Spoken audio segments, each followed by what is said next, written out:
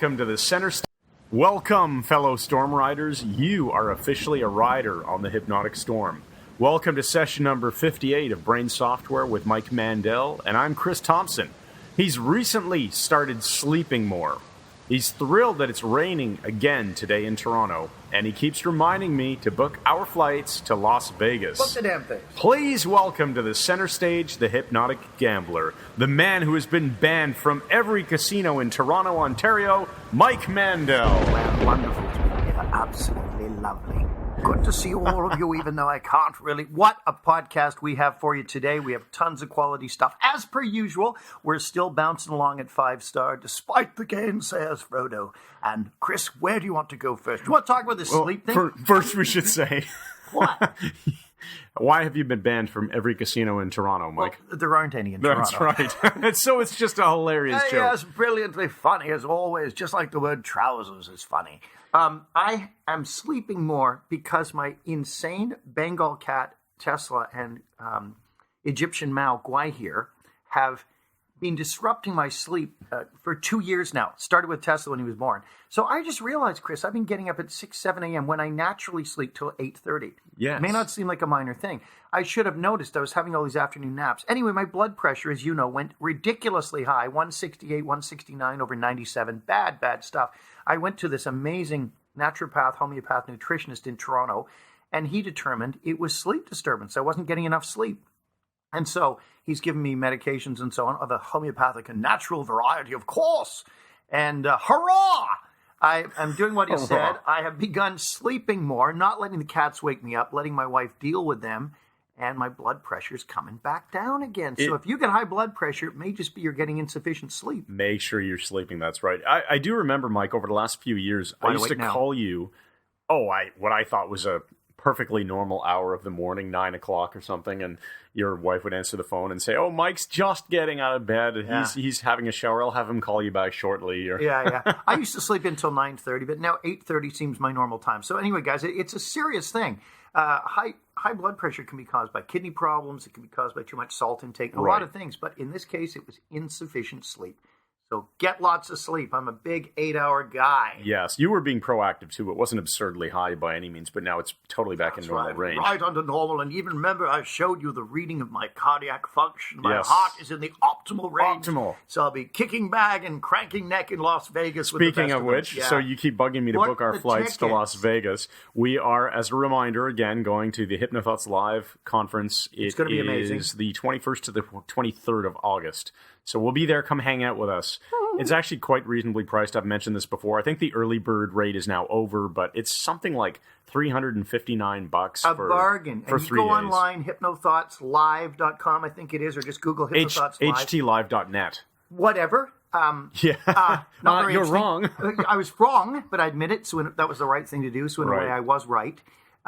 So, check it out. They're doing a great job. It's going to be a terrific conference. You want to hang out with Chris and I. We're going to have a blast. I'm going to deliver a couple of keynotes, and we're going to go to the bars at night and drink at will, and then we're going to win a lot of money in the casinos. We're making no money going to this thing. No. So we don't get paid. We do it out of the goodness of our In fact, I hearts. bought my own ticket. Mike gets his ticket because he's a speaker. Yes. But I had to buy my own ticket, so just to disclose that. Sounds like a shout. But this is the cheapest way to get access to a couple of hours of training with Mike that there is, which is really cool. That's one way of looking at it, Chris. Right. And there's a whole bunch of other stuff incled. Yes. So, hey, go check it out, htlive.net. Now, can we Let's just move quickly on. do a push for Mindscaping? Because I want to let people know it is 8 weeks away as of the recording of this podcast. June which means, 6th and 7th. Yes, which here means in it'll Toronto. be less than 8 weeks. Come and study Mindscaping at the University of Toronto with Chris and I. It is a 2-day intensive training. This is a modality I discovered a few years ago and have been perfecting ever since. And it's useful if you are a therapist, a personal coach, if you're a guidance counselor, a teacher, a hypnotist. This is a wonderful means of getting to the unconscious very, very rapidly. Without hypnosis, it causes trance automatically, and you'll get sterling and astounding results. So check on our website, MikeMandelHypnosis.com. Click on trainings, click on Mindscaping, sign up. We'd love to see you there. We've got people coming in from, I think, England for this as well. So it's going to be another killer training, and hang out with us and have a blast. Right. Well, what's happening is a lot of the people taking the May 25th to 29th Architecture of Hypnosis class are sticking around the following week because Mindscaping is the next weekend.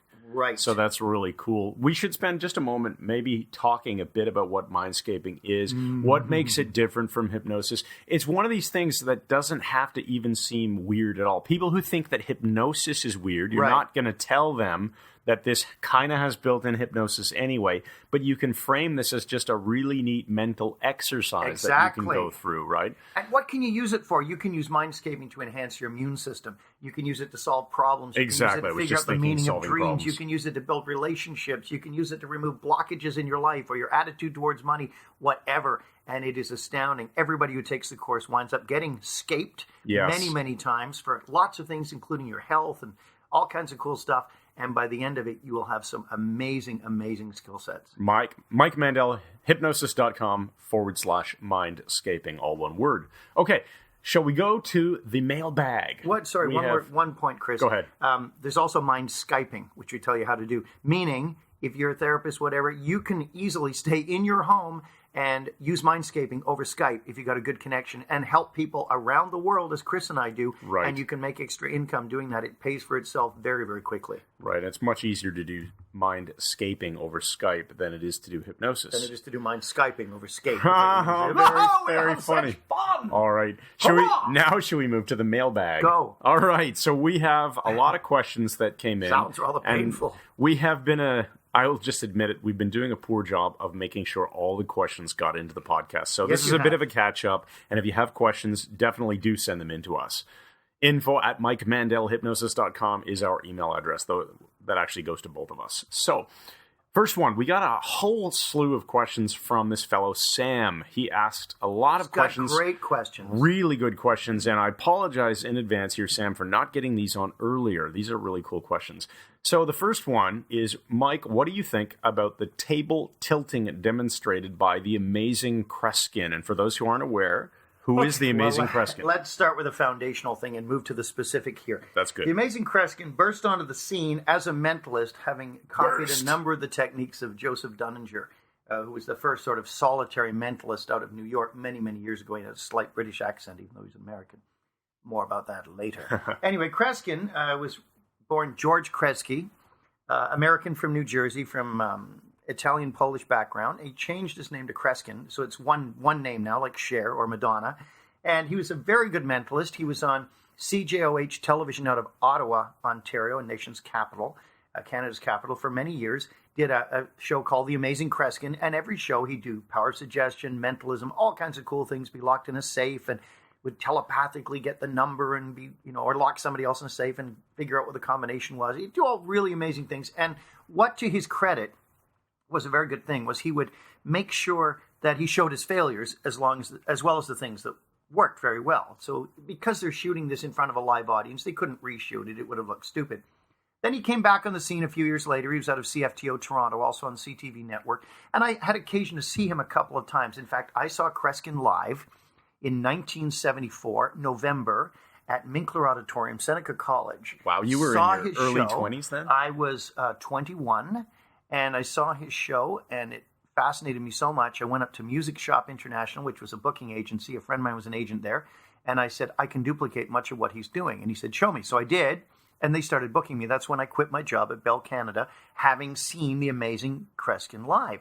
So that was the good thing. I got a new job. The bad thing in quitting my job, even though I was below the poverty line, living with my parents at the time, was I was the only guy in the office with 150 women, which was freaking awesome. And some of them were just mega babes. Anyway, we don't know to get sexist. That's a different discussion. So I saw Kreskin and started doing a mentalist show, and I was the only one really doing this across Canada at the time. And we do a lot of the same things. Now, the problem with Kreskin is this. If he had just claimed to be a mentalist and an entertainer, which the lovable old humbug is, that would have been fine. But he threw the gauntlet down and started claiming he produces, quote, genuine phenomena, unquote. In other words, that there's something mystical or magical about what he's doing, and everybody else is a fake. In fact, he wrote a book called How to Be a Fake Kreskin. In other words, he teaches you mentalism techniques and so on, so you can use fake things to duplicate what he genuinely does. So, of course, this was... nice presupposition attempt. This was too much for me. So I threw the gauntlet down and wrote a review on Amazon, a scathing review of the book, and basically said, Kreskin, come to next time you're in Toronto, and I know he passes through because we play some of the same venues.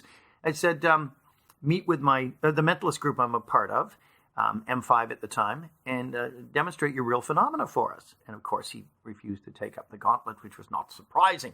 Now, Kreskin has done a number of things that have become his signature. One of them is he will come out on stage with a clipboard, and he'll say, people start thinking of different things, focusing on different things. Close your eyes and focus on, your thoughts and ideas and whatever. And he'll say, who's thinking of the initials DM, DM? And someone stands up. And he said, are they your initials? The man says, yes. And he says, can I call you Doug? And the man says, that's my name.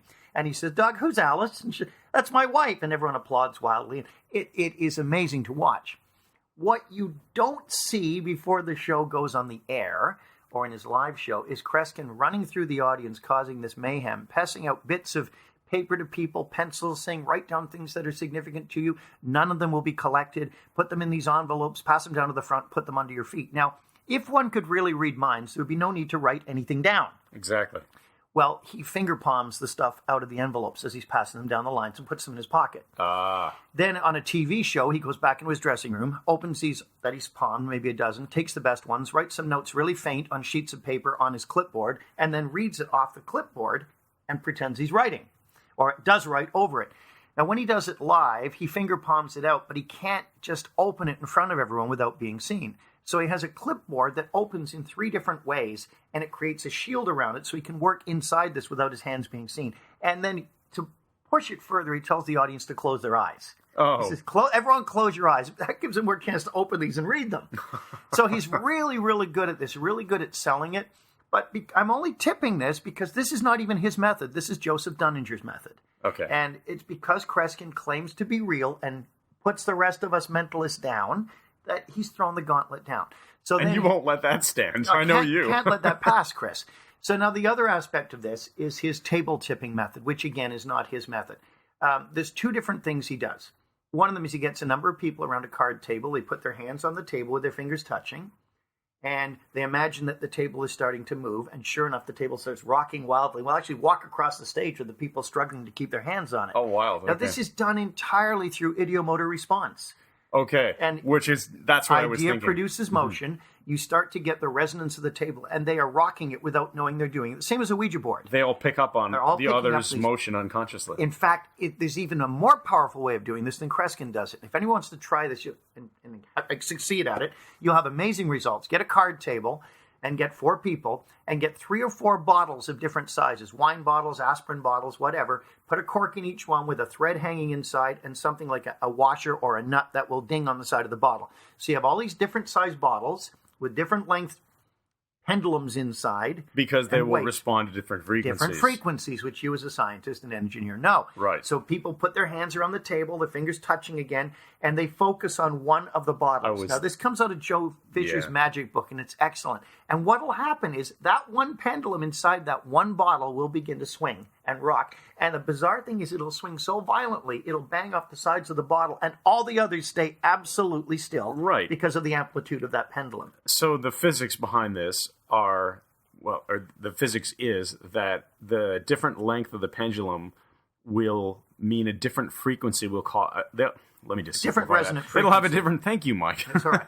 Correcting the engineer. It'll have a different resonant frequency. So what you're saying is ideomotor signals or ideomotor movement. Right. Everybody focusing on one particular bottle with one fixed length of pendulum. Yes, they are finding the resonance. It will resonate at a different frequency than all of the others, and so when they all naturally, unconsciously pick up on the right frequency, it starts moving. Right, and also they can then shift their attention to a different bottle. And the one will the stop right. and the other will start. And it's very bizarre to see, but there's nothing unusual. There's no magic. So that's one thing you can do that outdoes the table tipping thing, the table walking around and bouncing. Now, Kreskin then carries it to another point, as does another well-known mentalist in the college circuit. And I won't say his name because I have nothing against the man. He's a very nice man from what I know. And so is Kreskin. It's just, again, he's claiming this stuff is real, so he's asking for a response. Maybe he doesn't want one, but he's asking for one by what he's saying. The other thing he does, Chris, is the people around the table, he put their hands on the card table, it rocks, and his hands are there with, or a small wooden table, quite a heavy one, and it actually rises up off the floor with their hands on top of it, his and the other people, Okay, that sounds... Right through the air, like moving like feet in the air and then down again. So some kind of anti-gravity type of weirdness. Much simpler. This How is does it work? Out of a kid's magic book, and I presume this is the way he does it. All you need is a ring that has a bit of a notch cut into one side of it. Okay. And you drive a straight pin into the top of the table with just a tiny little bit of space, not so driven in flat, and you color it the same black as the table. So you can kind of hook your ring into this ring under it, and you're able to lift it. And the book even advises, like, pull it suddenly at the end, and the pin will go flying, and nobody will see it. But you don't even really need to do that. And so this kind of thing is typical magic tricks that are sold as occult and magical powers, and that's why I'm telling you how he did it. So, okay.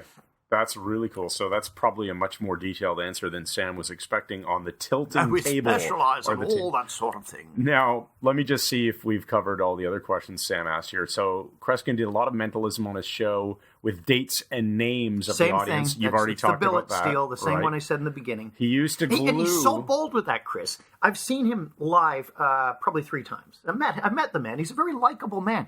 But he finger palms these folded billets out. And he says, some people actually think I'm stealing them from this and putting them in my pocket. And he does it as he's saying it. Like, talk about hiding in plain sight, which is fantastic. Which is so just breaking this down, because you're an exceptionally skilled mentalist, so you're in the perfect position to talk about all this stuff. That's all part of it, right? Doing stuff that nobody questions as questionable. It's too obvious, yeah. You remember, Chris, I said in a much, much earlier podcast, I used to do the one with Bill McClory taught me, with a pad full of numbers, and they're adding them up, and all I'm doing is turning the pad over as I hand it to them, and leaving it in their hand. It just takes bravado. I won't say the other word. Yeah, it takes the bottle, as we say in Britain. You go, a bottle to do it, mate. So just turning it over and leaving their hands, hoping they don't turn it over and see the other figures on it. Right. So you've got numbers on the other side. Yeah, in different handwriting. Right.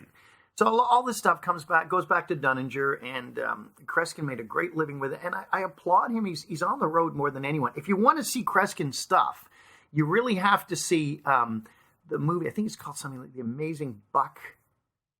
I can't remember the guy's If any name. Listener knows, tell us. I'll Google it afterwards. All right. Anyway, it's a story about a guy like Kreskin, and it wasn't Woody Harrelson. It was John Malkovich plays this Kreskin-type character in it. Oh, very cool. So anyway, check it out. Okay, so the next question was about how he used to glue subjects to their chairs without relaxing or sleeping the subjects with any inductions. Well, Kreskin's Why isn't that demonstrated by stage hypnotists? And it is. I've done all that stuff. Remember, my initial induction was progressive testing. I didn't do an induction. I would test people all different ways, hands locked together, magnetic fingers, eyes locked, so eyelid catalepsy, rotating hands, autonomic movement. All of these things are producing, through heteroaction, as you know, Chris, a hypnotic state. So Absolutely. The person begins to fall into a compliance set as well and will start to respond. That's why Kreskin can say, I didn't hypnotize you, did I? And the person says no. He said, try to stand up, try.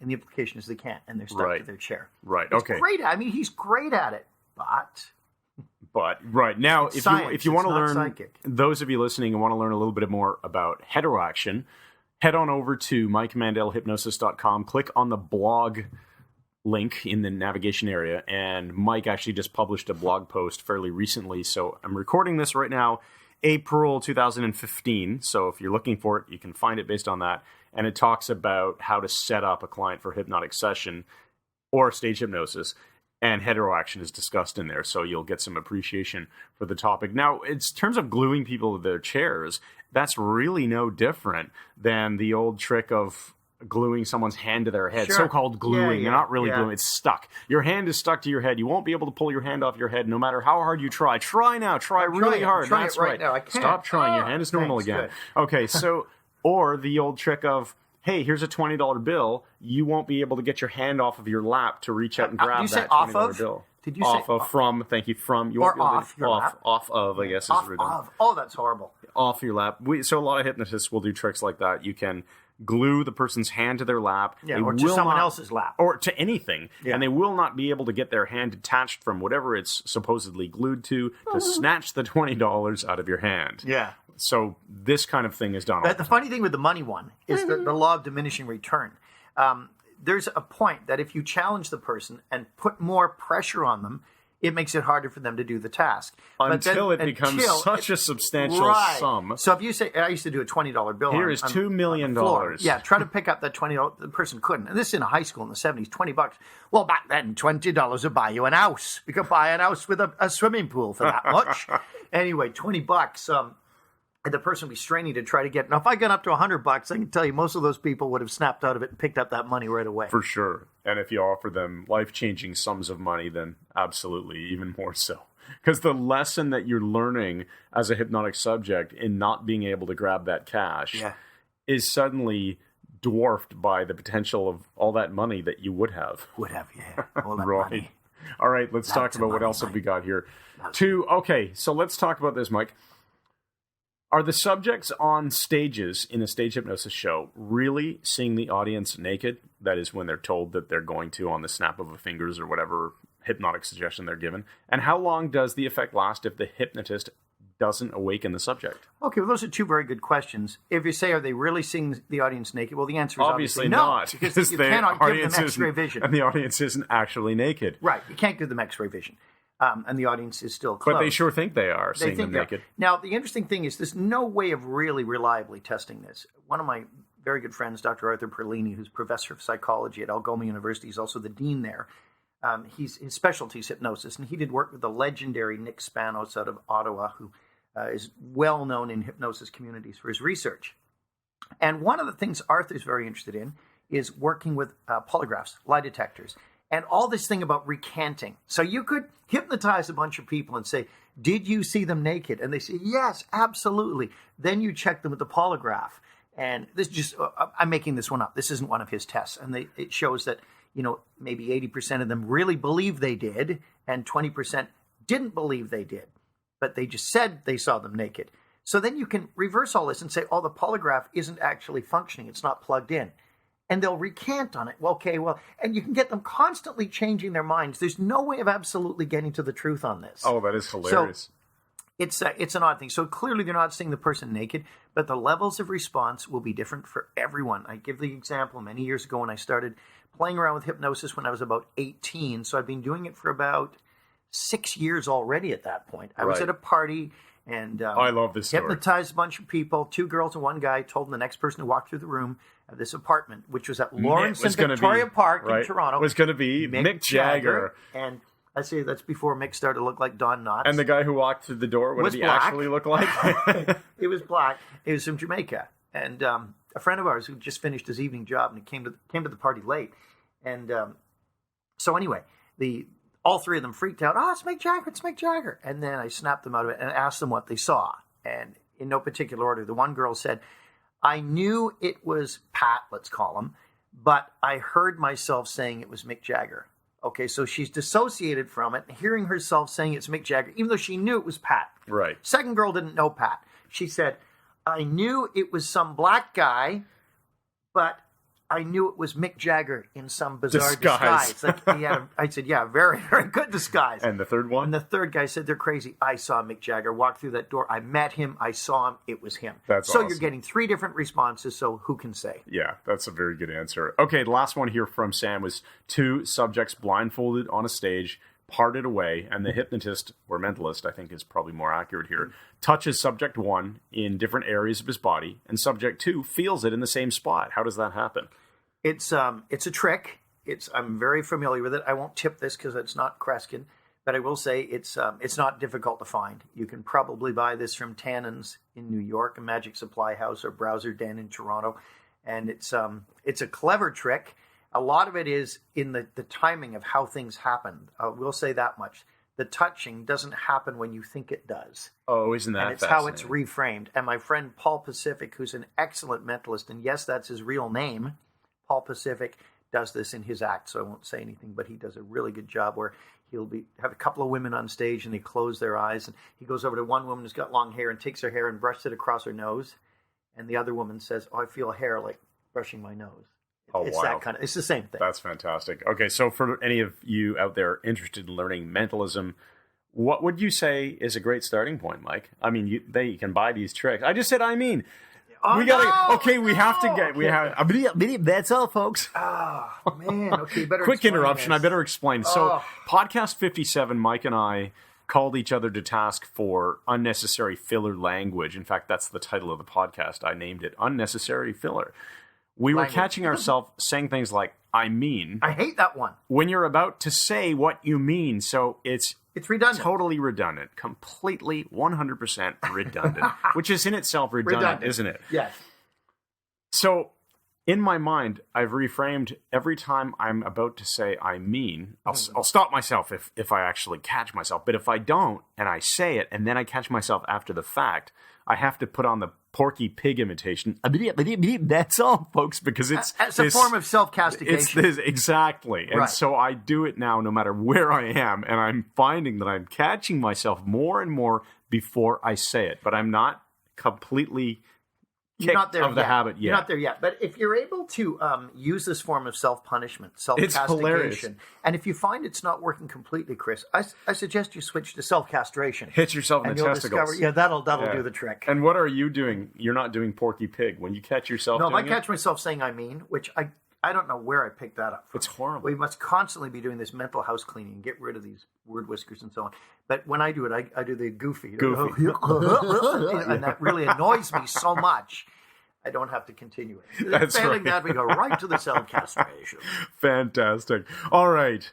Let's see what else we have. We are at, just to do a time check, the 26-minute mark. All right, let's keep moving. All right, why not? Let's just keep moving. We like to give them approximately half an hour of Absolutely. quality information. Plus, we still have a metaphor and an ending. to Yeah, go so we through. might as well launch right into those, Chris, because we're quite near. Well, no. I do want to cover... Oh, the Saudi Arabia question. Not that one. Uh-oh. We'll do both. Why not?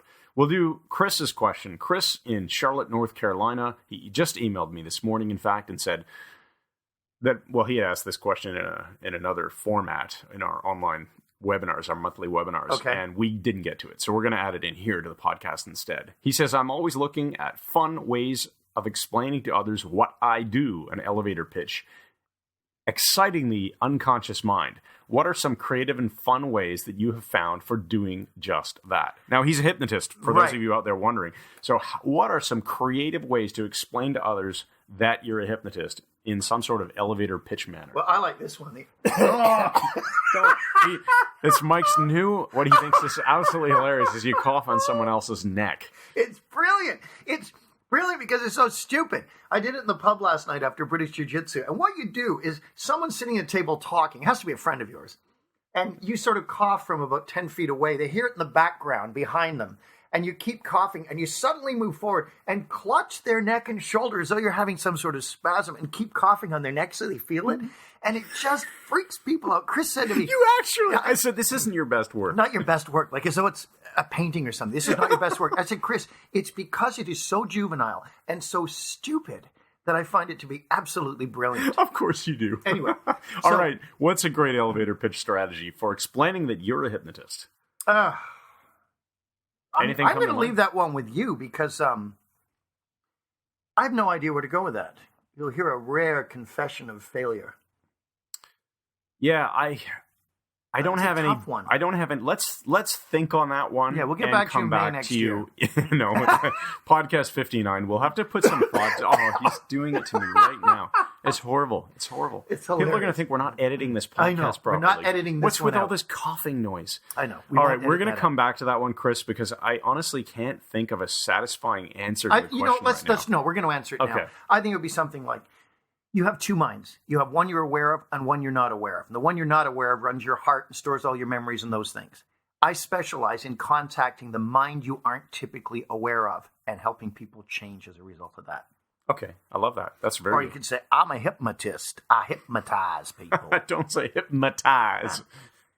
Okay. Where are we going? We're going to go to the question that came in via the live chat function on our website. It was a listener from Saudi Arabia, and he says, I want to program my unconscious mind for attracting wealth. Does it work if I record my voice repeating phrases like, I have $1 million on MP3 and play that through my ear throughout the day, even if I don't believe it now? Doesn't that sink to my unconscious when I'm not paying attention to it while engaging, doing other work or activities, which could be trance?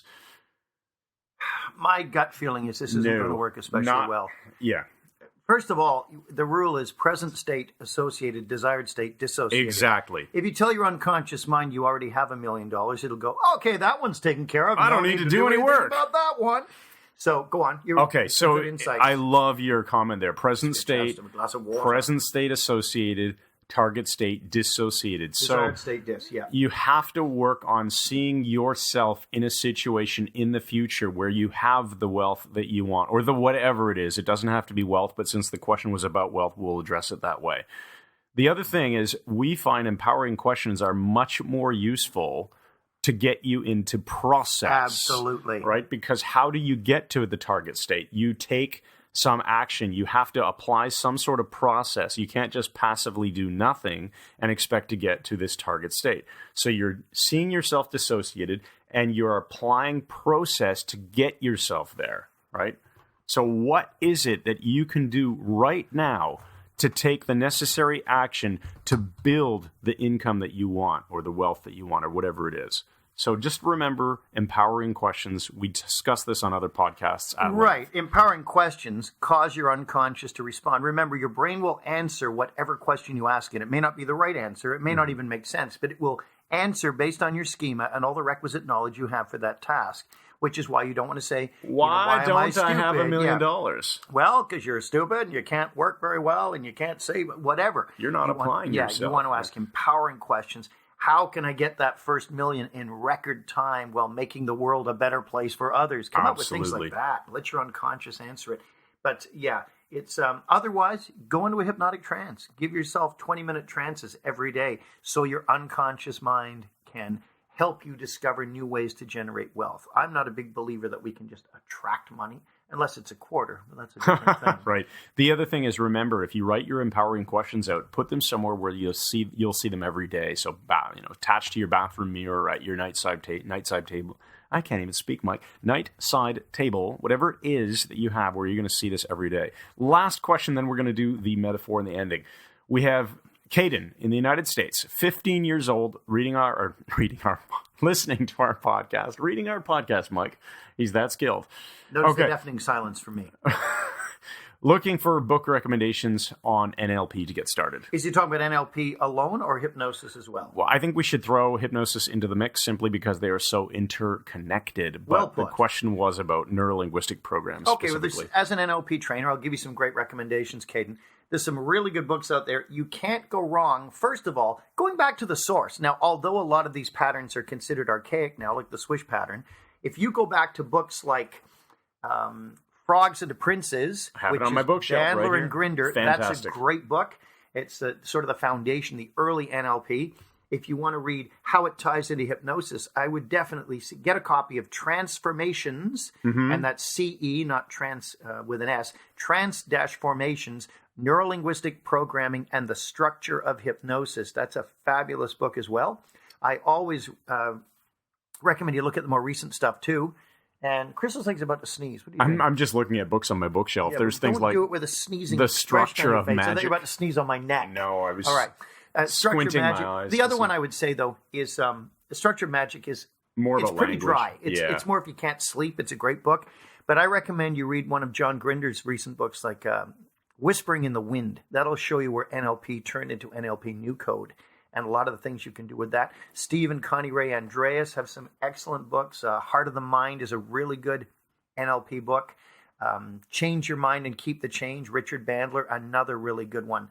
So any of those will get you started in the right directions. And Reframing is another terrific book by Bandler and Grinder. So off the top of my head, that'll give you some Training Trances is not a bad one either at all. Silverthorne and Overdorf, Training Trances. But that's more people doing Ericksonian hypnosis in a group setting. It's almost a transcript of a training session. Yeah. It's an edited transcript of a training session. We give out transcripts of our training sessions for free. Oh, no, actually we don't. But if we did, we would.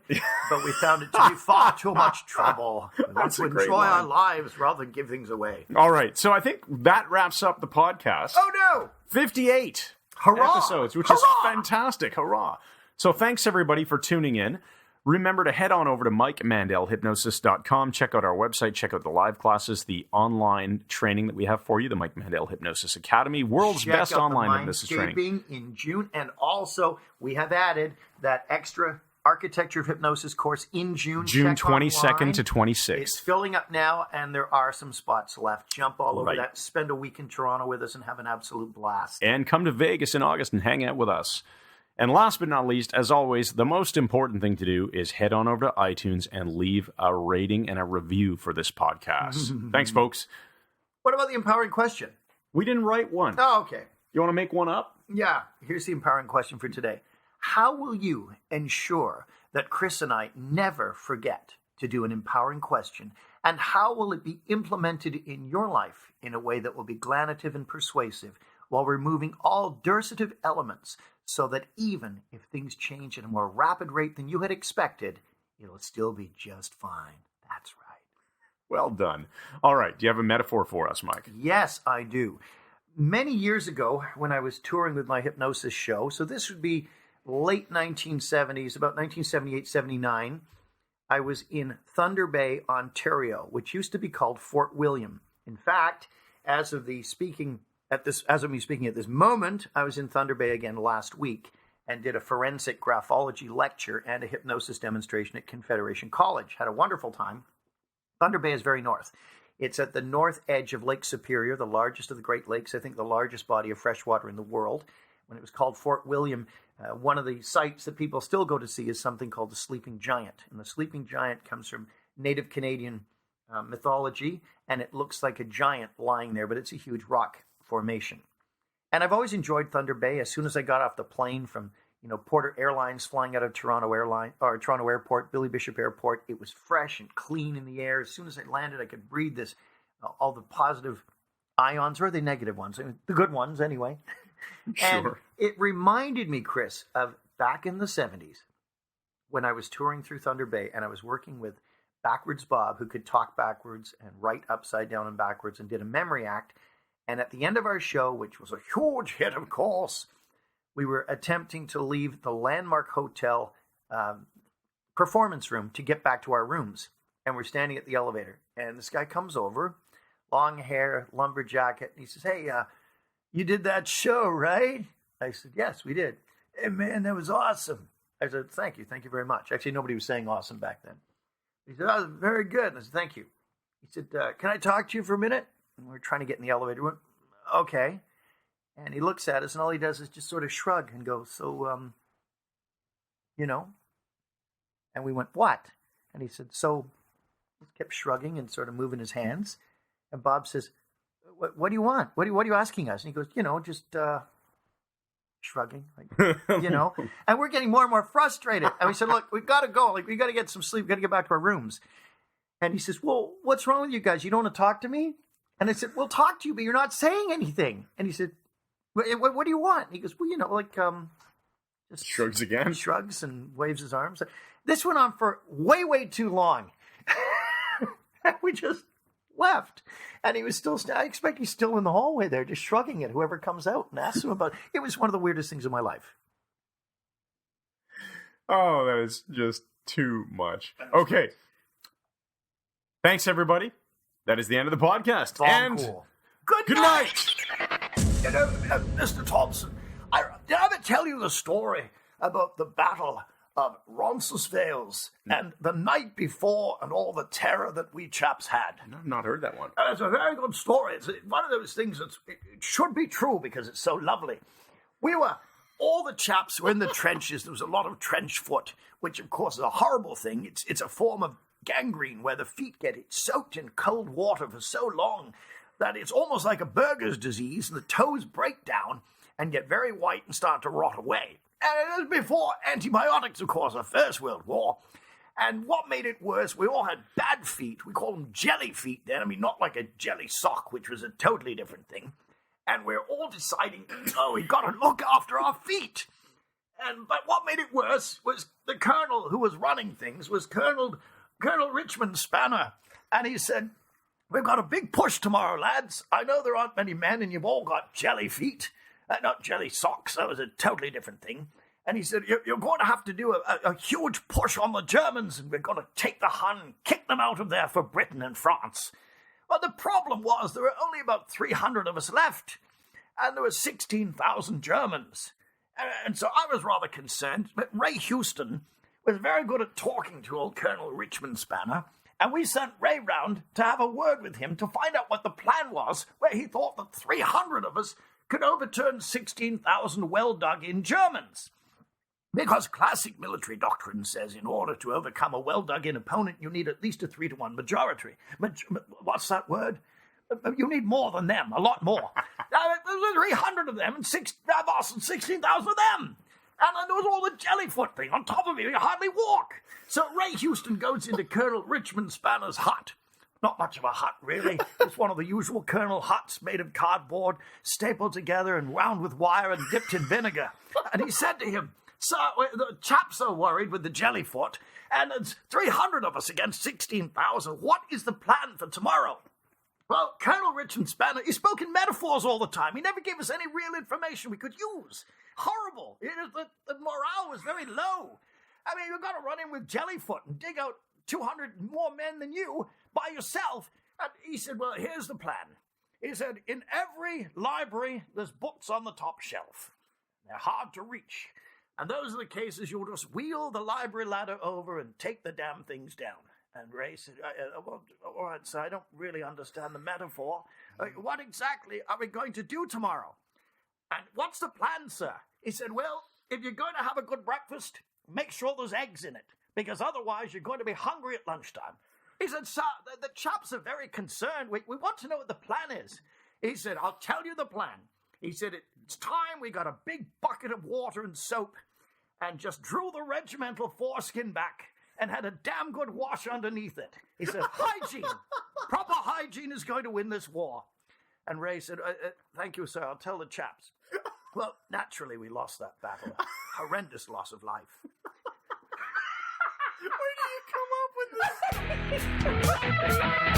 this?